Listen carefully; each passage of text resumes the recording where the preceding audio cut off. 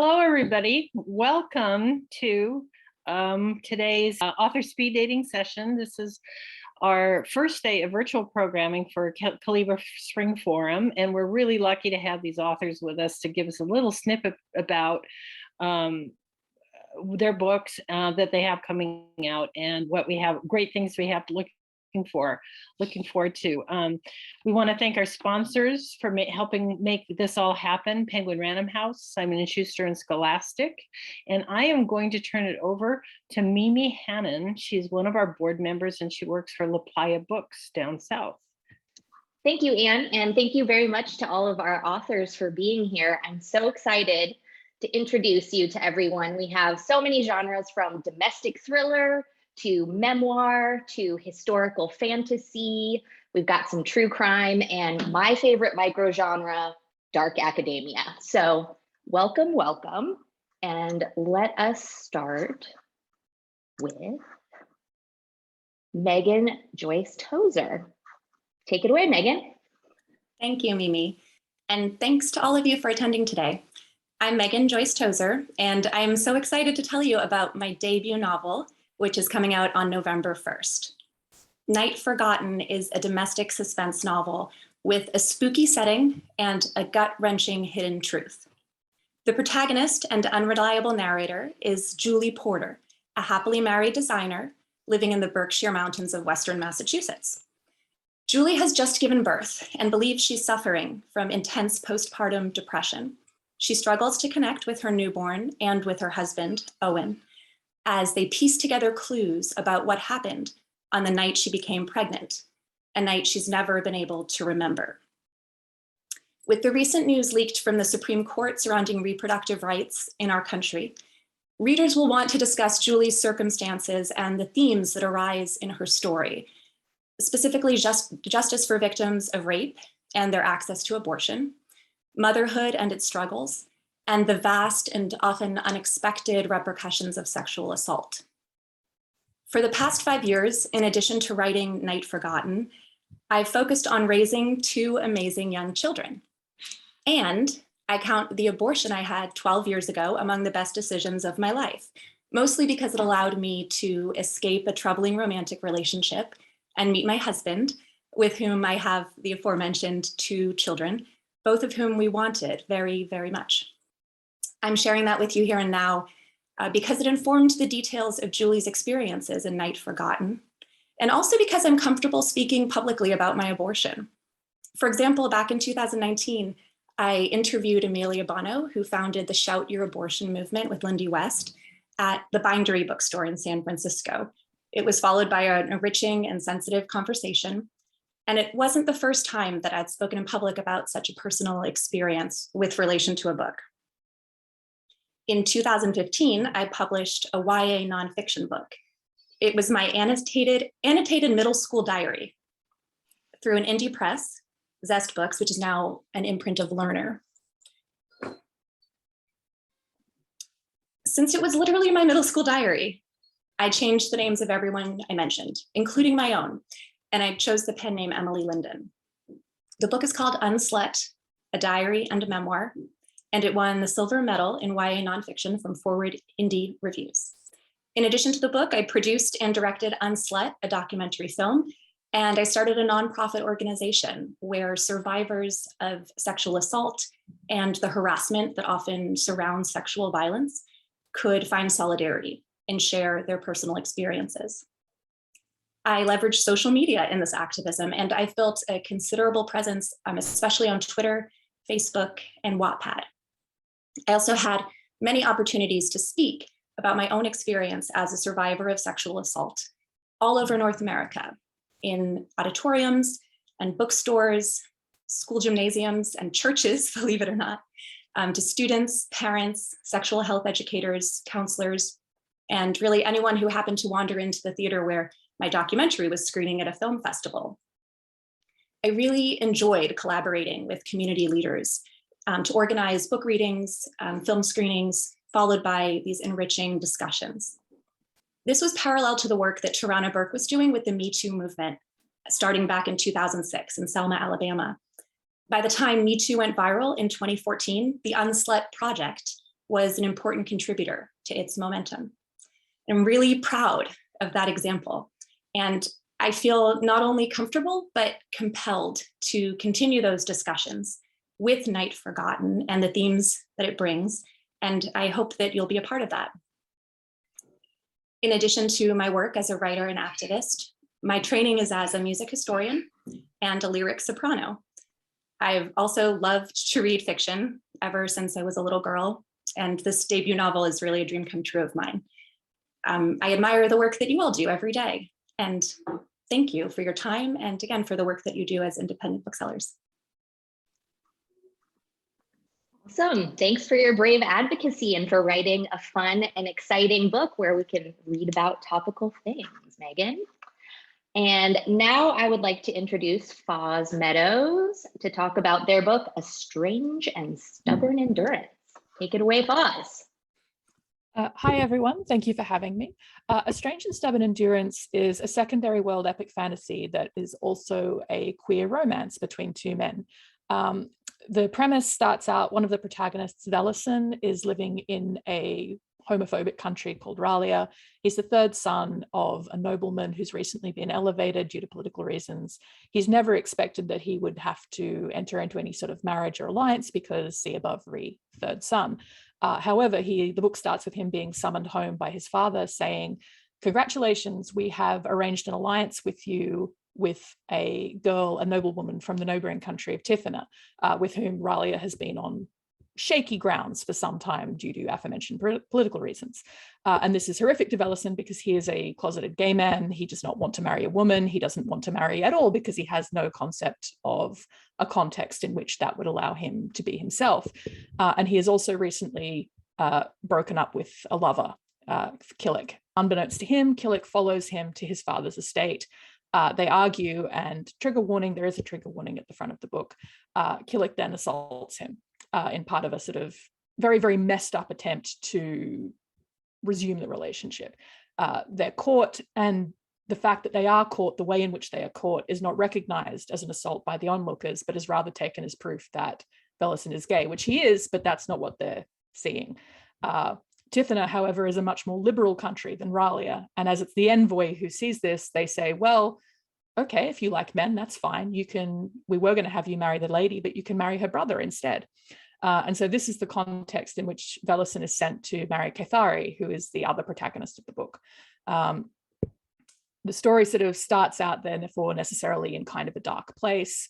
Velison is recovering from what's happened to him. He's very trepidatious about marrying a man. He's having to work through all of his anxieties and fears because of what's just happened to him in a context where he's really going into the unknown, seemingly towards a country that will treat him better, will allow him to be more open, but in this ironic circumstance where he has no say in the matter. That's sort of the book starts out in this dark place, but it's ultimately predicated on a healing arc of Velison being able to become who he is, falling in love, well, we'll see, but falling in love with Cathari, the two of them learning to be together and ultimately having to work together in this strange circumstance in which they find themselves because, surprise, people object to the marriage. And as soon as sort of Velison arrives, people are trying to kill him, trying to chase him away.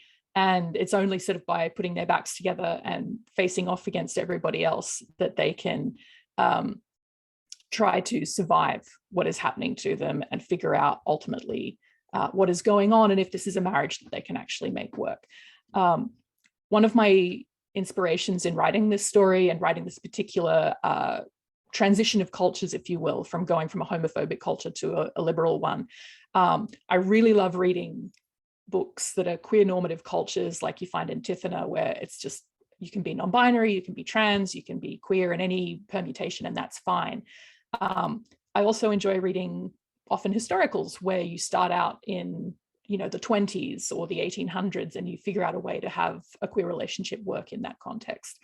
But I also really think that in the modern world, we often, as queer people, live in a combination of those two worlds, where we start out somewhere that maybe isn't even homophobic, it's just very heteronormative, and we have to figure out who we are in that context and find a way to move forward. And then, the queer found family that we end up with, it might be across the world, it might be in a different country, or it could just be the same town we've always lived in, just looked at in a new way. And so that's part of what I wanted to show with Velison's emotional trajectory, is that it's not just about one or the other, it's negotiating what you've grown up with and learning how to see yourself anew in a new context.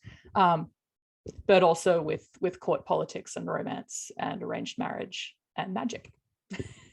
So I hope that people enjoy it. I'm actually writing the sequel at the moment, which I'm really looking forward to also sharing with people. But yeah, thank you for having me, and I hope people enjoy the book.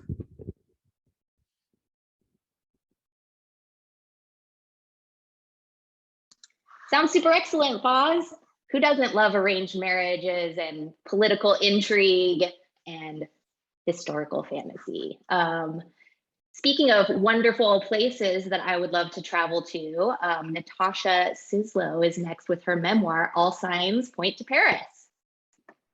Hi, thank you so much for this opportunity. I'm already so excited to read both of those books. My name is Natasha Suslow, and my book is called All Signs Point to Paris, a memoir of love, loss, and destiny. And,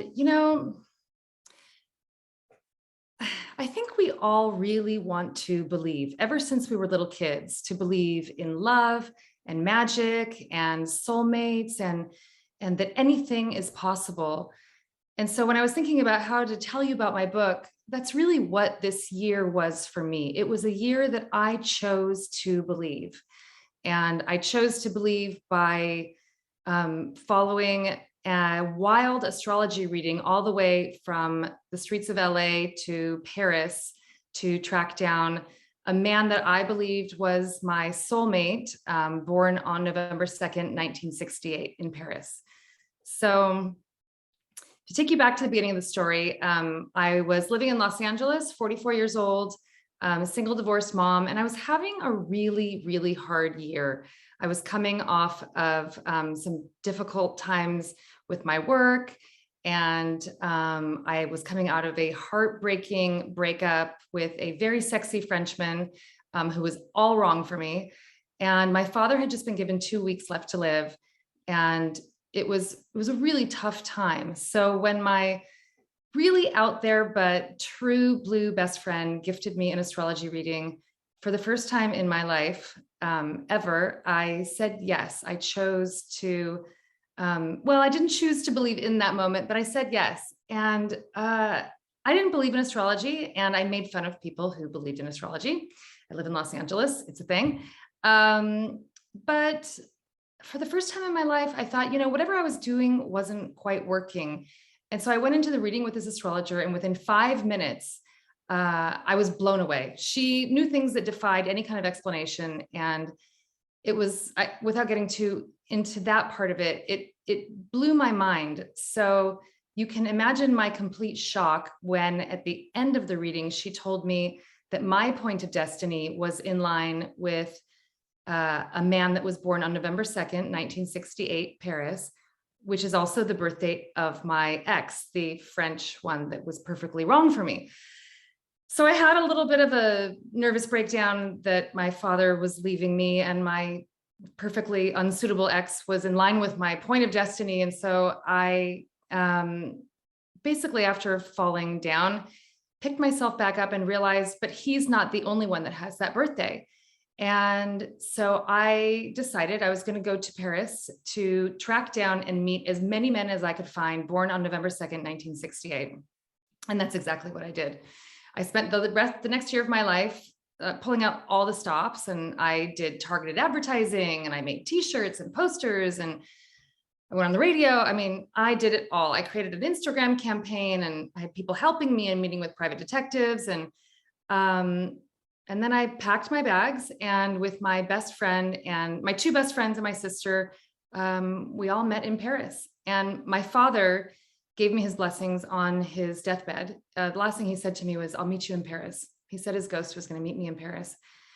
And so I went, and it was a wild adventure. And there's a beautiful, fun Paris trip with a lot of things that go right. And as one would imagine, a lot of things that go very, very wrong. So at its core, my story, that year of my life, is really a bit of a rom-com, or a woman's chance for a journey for the second chance at love. And that's what it was. But if deeper down, it really, for me, is my own personal journey of searching for my own voice again, finding empowerment, discovering love in all the different corners of my life that I never knew was there before, grieving the loss of my father and reconnecting with my sister, and all of this incredible magic, that true magic that comes when you bring women together to support other women, which is something that happened in Paris with all these strangers. And anyways, it was one of the most magical years of my life, and a story that true love is out there. You really just have to believe. And I hope you enjoy reading it as much as I enjoyed living it. And thank you. Thank you for listening. Magnifique, Natasha. Bonding with women in the city of love. I love it. Next, we have another memoir, quite different. Raphael Augustin with Illegally Yours. Take it away. Listen, if we've learned anything from Natasha, is that we can't trust very sexy French men. So my name is Raphael Augustin, and I discovered I was undocumented at 16, and this book, Illegally Yours, a comedic undocumented memoir, is that story. I knew we were immigrants. I wasn't born in this country, but I didn't know we were undocumented immigrants because my parents never told me. I was born in Ecuador, South America. I grew up thinking I was a privileged little white kid. More on that in a second. And I watched an awful lot of American movies. In fact, my all-time favorite film growing up as a child was a bad B movie called American Ninja. After watching American Ninja at 6 years of age, I was obsessed with only two things in my life. One, becoming a ninja, and two, becoming an American. I grew up with maids and chauffeurs in Ecuador, but then we came to the United States, and all of a sudden, we were the maids and chauffeurs. We moved to LA when I was 7, and we lived at my Aunt Teresa's garage. My parents quickly became slaves to the minimum wage, and I never saw them during the work week. I was like, why did we leave Ecuador? Why did I trade my incredible shrimp ceviche for a very bland peanut butter and jelly sandwich? It made no sense to me. My dad was a pediatric surgeon who came to this country to work at a car wash. And my mom was an anesthesiologist who came to work at a Kmart. In my eyes, we were doing worse in LA than we ever were in Ecuador. Then I went to my first day of public school and realized that there was an awful lot of diversity everywhere. I had never seen this much diversity in American films. And then I realized, oh, I look nothing like the white kids. I actually look more like the Mexican American and Central American kids. And that was my first big shock in life, discovering that I wasn't white. And my second big shock came in high school when I discovered that I was undocumented. I was 16 and all of my friends were driving, so I wanted to drive. I tried to get my parents to sign my driver's permit, and that's how I discovered the truth of our immigration status. The reason it never dawned on me was because we never spoke of our legality. We didn't walk around the house going like, we're illegal. We actually referred to our circumstance as not having papers. No tenemos papeles. So I was like, cool, let's just get papers or whatever. But when I realized that I was illegal, which is actually the wrong term because no human being can be illegal, my all-American high school life came crashing down on me. In the book, I wrote, it was like an end of the world comet hitting my frosted tip head. You see, I modeled my entire high school career after Saved by the Bell, which is why I didn't know how to take in this news because there was no episode of Saved by the Bell where Zach gets deported. The hardest thing about being an undocumented American was that I carried that secret with me everywhere. I was ashamed of it and I didn't know who to tell. I was scared. But luckily I met one mentor in community college where I ended up going because, it's all I could afford out of pocket. And she is the reason I felt okay coming out of the shadows. She helped me realize that I was always an American, despite the fact that I had no green card. And unlike my parents, had no social security card either. But you have to read the book to see how I got out of that crazy mess. I just wanted to end by saying that I asked my mom many years later why she didn't tell me. Like, why did she and my dad keep this big, gigantic secret from me? And her answer was the reason I wrote this book. She said, because your dad and I didn't want you to grow up feeling different, because dreams should not have borders. I was like, ugh, I'm gonna steal that and put it in the book. And that's Illegally Yours. I love it. Illegally Yours is more comedic, but dreams have no borders. That's like the heartfelt title in reserve, I feel like. Thank you so much, Raphael. And next we have Kathleen Hale with her true crime, Slender Man. Hi, everyone. My book is called Slender Man, Online Obsession, Mental Illness, and the Violent Crime of Two Midwestern Girls. In 2014, two 12-year-old suburban girls in Wisconsin stabbed their friend 19 times at a birthday sleepover, leaving her for dead. When caught hours later, the assailants, Morgan Geyser and Anissa Weier, said they did it to appease Slender Man, a crowd-sourced internet demon. It became the perfect tabloid story. Slender Man, a figure born of the internet, 19 stab wounds. There was little room for nuance. And as far as most readers were concerned, the victim, Bella Leutner, was dead. Even the judge on the case referred to it several times as a murder case, and it was his job to deliver the punishment to Morgan and Anissa. America has a long history of erroneously blaming child violence on new media. The most famous example that springs to mind is Columbine. As you guys probably remember, it was all about video games and Marilyn Manson. And of course, none of that was true. Eric Harris was a psychopath. He was one of the killers, and his co-conspirator, Dylan Klebold, had suicidal depression. And that's the criminal profile of a lot of people who kill in pairs. There's the psychopath, and then there's the mentally, emotionally vulnerable person who gets used as a weapon. And that's just anecdotal, but it happens to be sometimes true.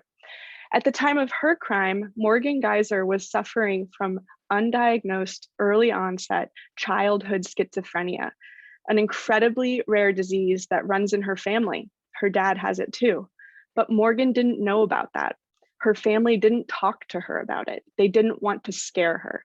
There were signs, glaring signs that something was very wrong. In the days and months leading up to the crime, teachers at Morgan and Anissa's middle school witnessed Morgan talking to herself, laughing spontaneously for no reason, barking on the playground, chasing invisible people, writing die over and over in a notebook, and painting with her own blood. But they decided that she was being attention-seeking, and to cure her of that personality defect, they decided to ignore her. When this story first hit the news in 2014, I kept waiting for the media to stop talking about Slender Man and the evils of the internet, and to ask the question that haunted me the most, which was, why was my home state of Wisconsin prosecuting two young children, one of whom had a severe mental illness, as adults?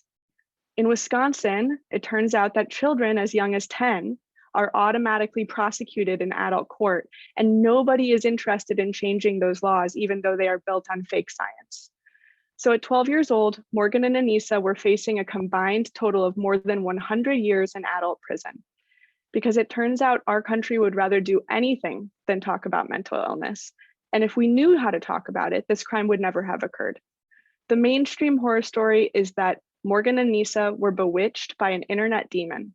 The truth is that the real horror story began after their arrest. And that's what this book is about.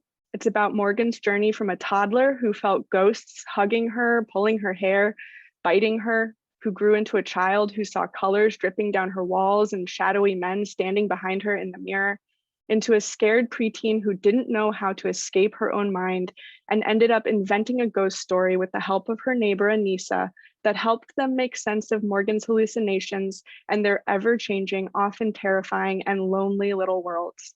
My book, Slender Man, is a true crime book. It follows the crime from moment one to its aftermath, sometimes minute by minute. but it's also an exploration of our very messed up justice system and our shameful lack of mental health awareness and available resources. It's also about girlhood, because sometimes I wonder whether the emphasis on Morgan and Anissa's internet activity springs from gendered assumptions about girls who are statistically rarely violent and expected by society to never be. I've read media accounts of violent crimes by men that describe their violence through the lens of mental illnesses, but the absence of the word schizophrenia in the thousands of articles that have circulated about this case, plus the comparative preponderance of the word Slenderman, implies that Morgan Geyser was possessed rather than obsessed, and that Slenderman, not Anissa, was her co-defendant, rather than one of many, many characters in the hallucinatory landscape that slowly caved in around her. Men are allowed to be crazy, but little girls who commit serious violent crimes are considered inherently evil and in keeping with American tradition. Dating back centuries, women who hear voices are decreed witches, and witches must be burned. So I hope you'll check out this book. It tells the story of one girl's journey through the justice system, and I researched it for 7 years, and I spent a lot of time with Morgan Geyser in the locked psychiatric hospital where she now lives, talking for 20+ hours about her experience in this case. Thanks so much for giving me the time to talk about this book. Thank you, Kathleen. That sounds like a necessary book for everybody to read and learn more about, and very intense.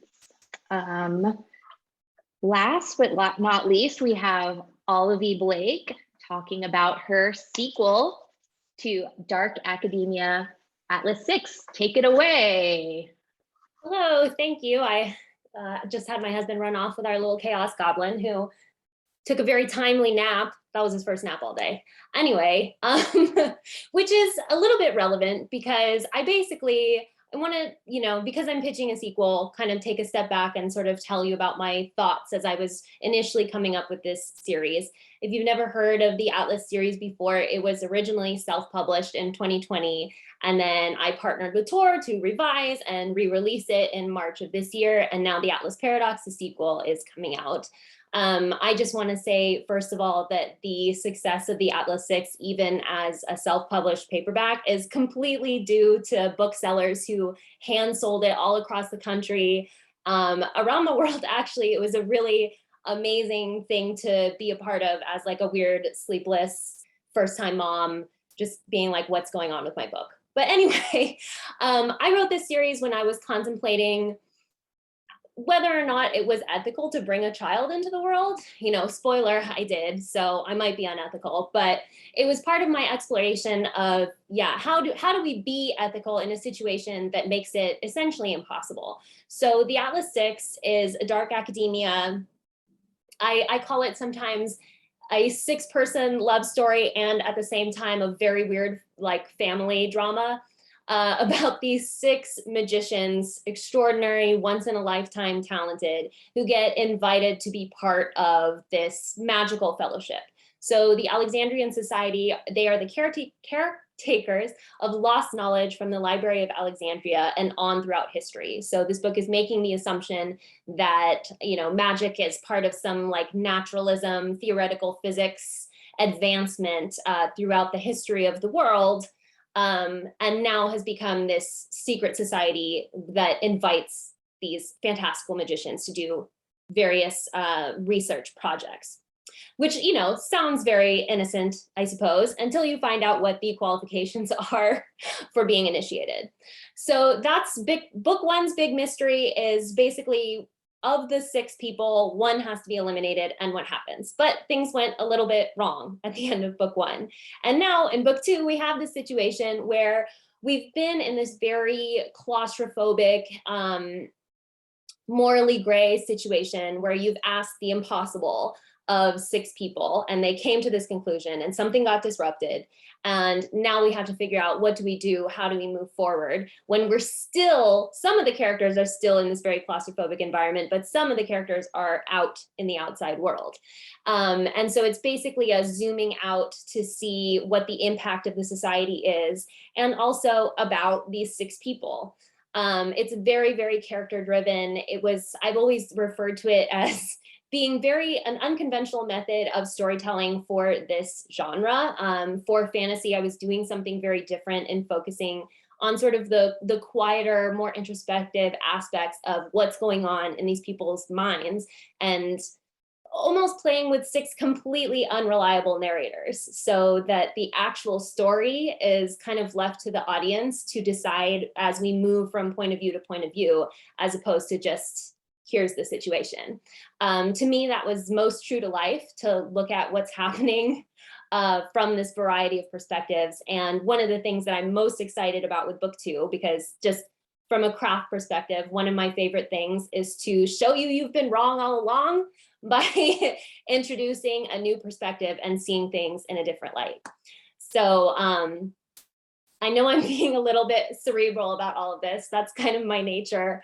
There are definitely some digressions about theoretical science, theoretical physics specifically, and a little bit of time travel, a little bit of that going on. This is definitely, basically the world hinges on a situation where magic has saved us with regard to climate change. So we're looking at sort of an alternate version of our world, even though a lot of the philosophical and moral questions are still very much the same. I'm so grateful to all the booksellers. I know I've said that before, but it's really impossible to look at my story coming here without looking at all the people who kind of made it this machine put into motion. And I have a hard time promoting myself. But definitely I've noticed that people are really excited about the sequel. I certainly am very excited. It's my opportunity to give this book, this whole series, a second chance at life, basically, to tell this story with my amazing team at Tor. And it's just so exciting. And also my books are illustrated by Lilith Mora, my illustrator that I've worked with for years. And the book 2 illustrations are just fantastic. Book 1 was mostly portraits, if anyone has read or seen those floating around the interwebs. But book 2, we get a little bit more involved art, and it just feels great. Like, more books should have pictures. So yeah, so that is the Atlas Paradox, which is coming in October. I am just really excited to have it in everybody's hands, and I hope you are too.